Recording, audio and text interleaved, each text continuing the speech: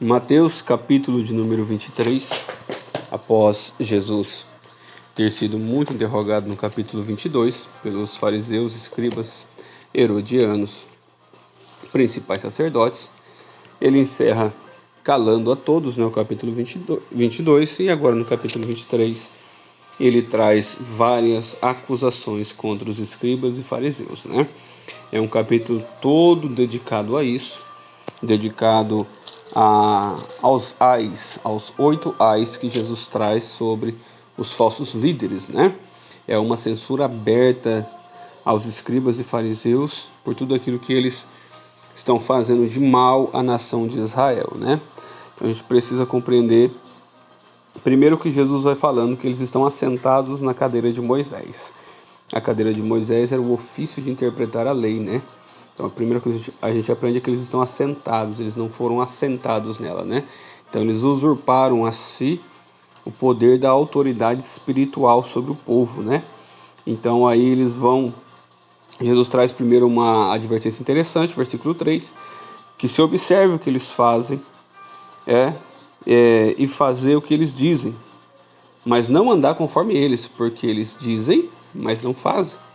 Eles falam, versículo 3 em outras palavras, mas não fazem. E esse é o grande problema de quem conhece a verdade, mas não a pratica, né? Jesus estava dizendo, em partes, eles ensinam a verdade, mas eles não praticam. Então, olha somente para o que eles ensinam, mas não olha para a sua vida, porque a vida deles não condiz com aquilo que eles ensinam, né? E aí no versículo 4 adiante, Jesus vai falar que eles atam fardos pesados aos homens difíceis de suportar, mas eles mesmos não querem movê-los, né? São legalistas, né? São pessoas que estão sempre prontas para trazer algo de acusação. É pecado, é pecado, é pecado, não faça, não faça, não faça, mas não sabem apresentar a graça de Deus, né? Vivem uma vida religiosa e não uma vida cristã. São características dos falsos líderes, né? Dos falsos mestres. E aí Jesus vai dizer que tudo o que eles fazem é para que sejam vistos pelos homens. Eles alargam seus filactérios e encompriram suas franjas, as franjas das suas vestes. Amam os primeiros lugares nas ceias, as primeiras cadeiras nas sinagogas, as saudações na praça e os serem chamados mestre pelos homens, do 4 ao 7. Para que a gente compreender, filactérios são caixinhas de couro que eles usavam, né, nas suas vestes, com algumas porções da Bíblia. Mas a Bíblia, a história vai nos dizer que eles usavam isso nas vestes, ou nos pulsos, ou no pescoço.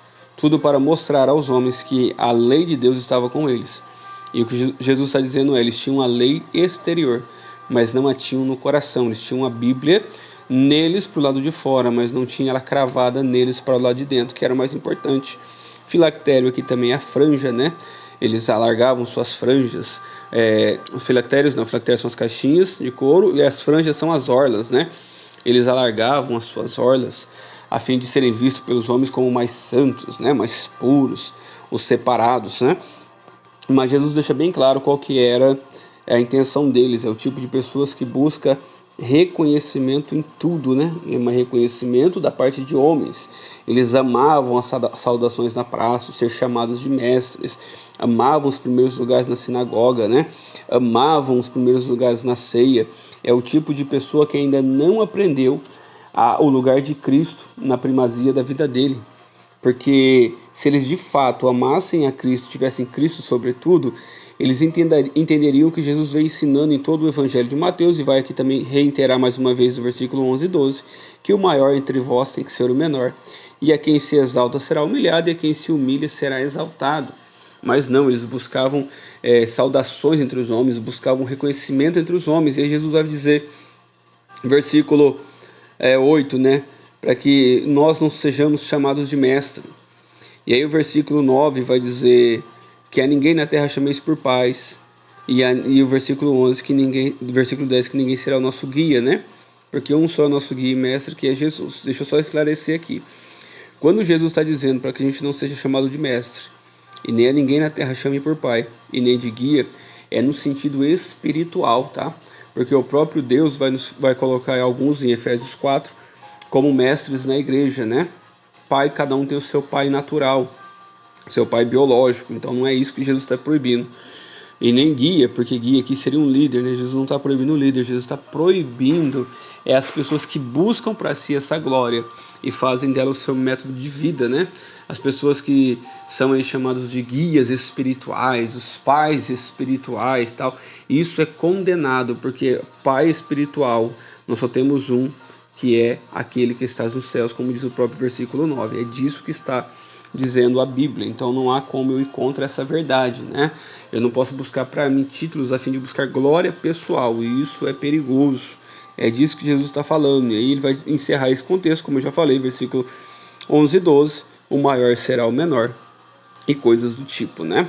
O exaltado será humilhado, e o humilhado será exaltado. E aí sobre esses líderes, aí Jesus vai começar aqui uma série de 8 ais contra os escribas e fariseus. E só para a gente resumir, Jesus vai chamar esses líderes, falsos líderes, vai ser chamado de cegos, serpentes, filhos do inferno, assassinos, hipócritas, sepulcros caiados, aqueles que são filhos do inferno e fazem dos seus prosélitos 2 vezes mais filhos do inferno do que eles. Jesus vai dizer que esses falsos líderes, eles são falsos, são sem compaixão e sem humildade. Eles não exercem misericórdia, eles só exercem juízo, eles só exercem religiosidade e não amor ao próximo. Jesus está aqui falando um pouco sobre as características desses falsos líderes, e é uma censura direta aos escribas e fariseus, né? E aí vamos falar um pouco sobre esses 8 ais que Jesus traz sobre eles, né? Jesus primeiro vai tratar muito eles sobre hipócritas. Jesus está sempre chamando eles de hipócritas. O que é um hipócrita, né? Um hipócrita na época de Jesus era um ator, né? Uma pessoa que subia num palco com uma máscara para desempenhar um papel, mas logo após o término daquela peça, ele tirava aquela máscara e voltava a ser ele mesmo, deixava de ser um ator para ser a própria pessoa. Então Jesus está condenando essa falsidade, a hipocrisia de se vestir daquilo que não é. Então eles se vestiam de alguém que tinha um relacionamento com Deus, mas de fato não tinham. Eles se revestiam de alguém que tinha humildade, santidade, amor ao próximo, mas não tinham. Então isso é perigoso, a gente viver na hipocrisia, viver como um ator, interpretando situações. E aí de fato Jesus conhece quem nós somos. E aí Jesus vai falar o seguinte, sobre os 8 ais. Primeiro, eles não irão se salvar, não vão para o céu, e ainda impede que outros se salvem, atando fardos pesados sobre eles. São legalistas, são pessoas que não conseguem cumprir aquelas loucuras que eles mesmos arrumam, mas querem que os demais cumpram. Estão sempre prontos para apontar o dedo para alguém. Jesus amaldiçoa eles porque chama eles de cobiçosos, gananciosos, né? Eles entravam na casa das viúvas, devoravam a casa das viúvas, com pretexto de longas orações, né? E aí ia se aproveitando do povo. Jesus amaldiçoa eles porque são proselitistas. Eu vou explicar um pouco o que é isso, o que é um prosélito. Veja bem, Jesus falou que eles percorriam céu e mar para fazer um prosélito, mas tornava esse prosélito 2 vezes mais filhos do inferno do que eles. Então, primeiro, eles não eram preguiçosos. Eles tinham eles tinham avidez para evangelismo. Mas o evangelismo deles não visavam a glória de Deus, mas visavam o aumento, a numerolatria dos fariseus. E é isso que Jesus está condenando. Por quê? O que era um prosélito? Um gentil que não era judeu, né, por sua vez. E aí então eles investiam nesse gentil que vinha com todo o seu paganismo, sua idolatria, e ensinavam para ele que ele deveria guardar todas as leis e os preceitos de Moisés e todos os preceitos orais dos fariseus. E aí, uma vez que eles compreendiam isso, eles se batizavam na dita seita dos fariseus, os fariseus abandonavam eles à própria sorte. Então eles se tornavam 2 vezes mais filhos do inferno, porque eles não tinham uma real interpretação da lei de Deus, mas interpretaram acerca do que os fariseus aprenderam, junto com tudo aquilo de ruim que trouxeram com eles, né? Quarto, Jesus amaldiçoou eles porque eles conduzem o povo a um erro espiritual. Eles falavam que o povo poderia jurar pelo ouro do templo, pela oferta do templo, mas não pelo templo. Porque se jurasse pelo templo não tinha problema, mas teria problema se jurasse pelo ouro e pela oferta. E Jesus vai falar assim, ora, o que é maior no templo? O ouro, a oferta, ou o templo que santifica o ouro e a oferta, né? O que Jesus está ensinando para eles aqui é algo simples com relação aos valores espirituais, mas na verdade o que eles faziam é fazer o povo jurar por aquilo que trazia um lucro para eles, para os fariseus. O que é um juramento, para que vocês entendam, para que nós entendamos, né? Um juramento é uma declaração solene que invoca a Deus por testemunha das declarações e promessas feitas e para que Deus amaldiçoe aquele que não cumpra. Entendeu? Então, juramento é uma declaração solene que invoca a Deus por testemunhas de declarações e promessas feitas. Por exemplo, quando eu faço juramento, eu estou fazendo uma promessa, e essa promessa eu tomo Deus por testemunha. E só que ao mesmo tempo que eu tomo Deus por testemunha no juramento, o juramento ele inclui em si que Deus vai amaldiçoar-me se eu não cumprir esse juramento. Então eles colocavam medo nas pessoas para que as pessoas vivessem em prol do juramento do ouro do templo e da oferta do templo, mas não o templo que de fato era o que importava na vida do israelita de época, né? Vamos lá. Quinto, ai sobre eles, né? Jesus amaldiçoou eles porque eles valorizavam coisas menores e desprezavam as coisas importantes de verdade, né? Jesus fala, vocês dão dízimo do hortelã, do endro, do cominho, mas negligenciam a justiça, misericórdia e fé. Vocês coam um mosquito, mas engolem um camelo. Primeiro aqui, eu não vou colocar em pauta o dízimo, não é a questão, porque Jesus também aqui não está condenando o dízimo. Porque Jesus diz, deveriam sim fazer essas coisas, né? Sobre a questão do dízimo do hortelã, o endro e o cominho, mas não negligenciar as outras, que eram muito mais importantes, né? Justiça, misericórdia e fé. Jesus está dizendo, vocês se preocupam em dar o dízimo de hortelãs, porque vocês usam o dízimo como talismã para vocês, para dizer que vocês são fiéis a Deus, mas não exercem juízo, misericórdia e justiça, que era muito mais importante. E aí Jesus fala, vocês coam um mosquito, mas engolem um camelo. Tanto o mosquito como o camelo, para os judeus, eram considerados animais impuros, está na lei de Levítico, né? Capítulo 11, se não me falha a memória. O mosquito menor do que eles conheciam por animais impuros e o camelo maior. E Jesus está dizendo que eles tinham uma preocupação muito grande em coar um mosquito. Mas eles não tinham preocupação com o camelo que estava diante deles. Eles estavam engolindo o camelo todos os dias. Se preocupavam com coisas pequenas, mas desprezavam as de fato moralmente e espiritualmente importantes. Sexto, Jesus amaldiçoou eles porque eles combatiam o pecado exterior, mas não o interior. E aí Jesus vai dar um exemplo muito claro, dizendo, vocês se preocupam com o exterior do copo e do prato, tem que estar limpo por fora para que todo mundo veja, mas por dentro está sujo. É uma analogia diretamente à vida do ser humano, né? O copo aqui vai representar diretamente o nosso corpo. Eles tinham uma preocupação cerimonial, mas não tinham de fato pureza espiritual. E aí Jesus vai condenar isso.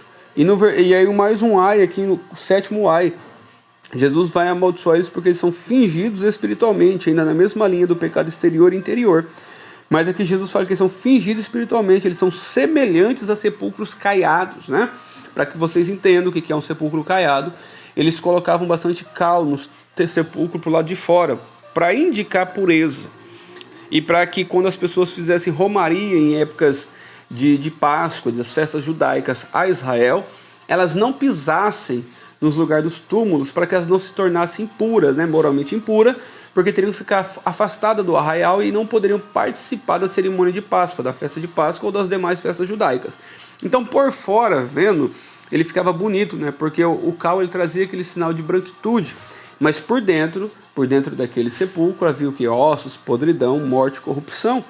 E é isso que Jesus estava dizendo, vocês são como sepulcro caiado, para os homens vocês se apresentam bonito, mas o interior de vocês é sujo, é podre, é fétido. Eu conheço o seu interior. O que Jesus está nos ensinando é não ser como eles, porque nós seremos também amaldiçoados por Jesus, né? E aí o oitavo ai aqui, para a gente encerrar essa questão dos ais contra escribas e fariseus, Jesus fala assim, ai de vós, porque vocês perseguem o povo de Deus. Vocês fingem honrar os túmulos, né? Dos profetas mortos, e assim vocês se tornam cúmplices, semelhantes aos vossos pais, né? E aí Jesus vai citar que deles será cobrado por conta dos profetas que seriam enviados, dos servos do Senhor que seriam enviados, e eles matariam, se tornando semelhantes aos seus pais. Jesus cobraria deles o sangue de Abel até de Zacarias, né? Jesus vai citando aí desde os primórdios da Bíblia até o último livro do Novo Testamento, a última morte registrada de Abel a Zacarias, fazendo que eles entendam que nada ficará impune perante o Senhor. E aí ele diz, e estas coisas virá ainda nessa presente geração, e veio de fato, né? No ano 70, quando o general Tito ele invade cerca Jerusalém, ele cerca Israel, há uma mortandade sem precedente dentro do povo judeu, né?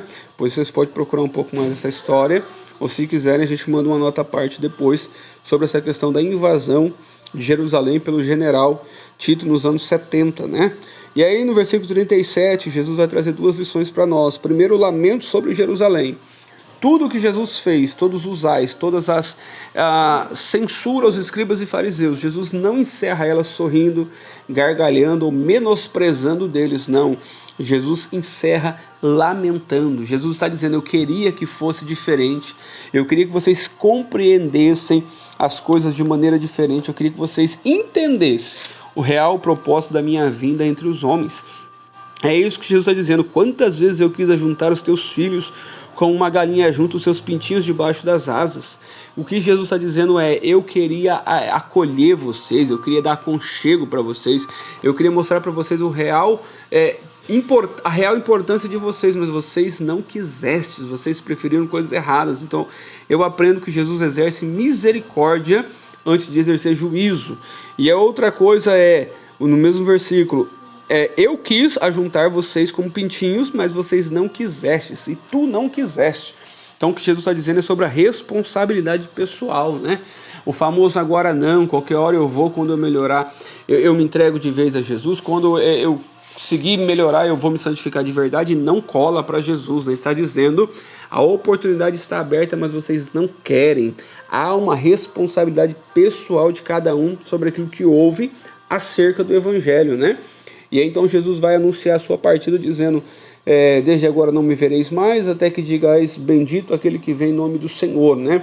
Jesus está falando aí de uma predição futura, tanto da sua partida como do seu retorno, quando ele virá em glória para buscar a sua noiva.